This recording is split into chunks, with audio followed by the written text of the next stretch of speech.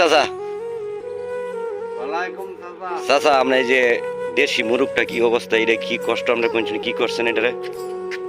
যে 16,000 খাইয়া মুড়ি রয়েছে, আমি নাচতে বলছি তারা আমি মুড়ি হয় না, হ্যাঁ মানে এই তারা মুড়ি বসে চালাচ্ছে চালাতে এই নামাজ দিও না। পাইছেন কই? তারা আবার যে দক্ষিণ দক্ষিণে না? যে এখন এই যে মুরুগ এটা কি এটা কোনো মানুষে মারছে না এরকম কুত্তা অথবা এরকম কিছু কোনো আভাস পাইছেন? না কোনো পাইছেন না? আমরা পাই নাই। পাই না?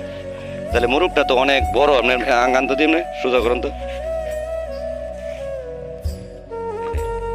দর্শক দেখেন, আচ্ছা আপনার যে মুরুগ পালেন, মুরুগের আমরা আসলে এই দেশি মুরুগ অত্যন্ত অনেক দাম, কিন্তু মুরুগ কিন্তু মুরুগ এই আমরা যে পালি, আমরা আসলে এই মুরুগ পালি ঠিকই, মুরগির টাকা খায়, মুরগির মাংস খাইতেছেন, খাওয়ার পরে তারপরেও আমরা মুরুগ কোথায় যায়, কি কাজ, কোন জায়গায় যায়, এটা তো মুরুগ আমরা দেখা এরকমভাবে দেখার আর আমাদের উচিত।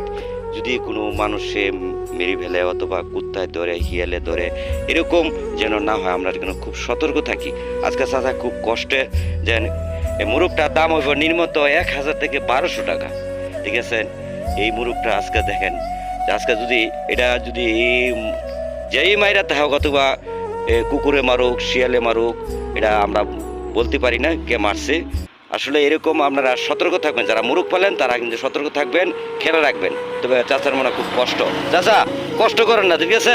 নিয়ে গেছে গিয়ে মরে গেছে নাকি, এই যে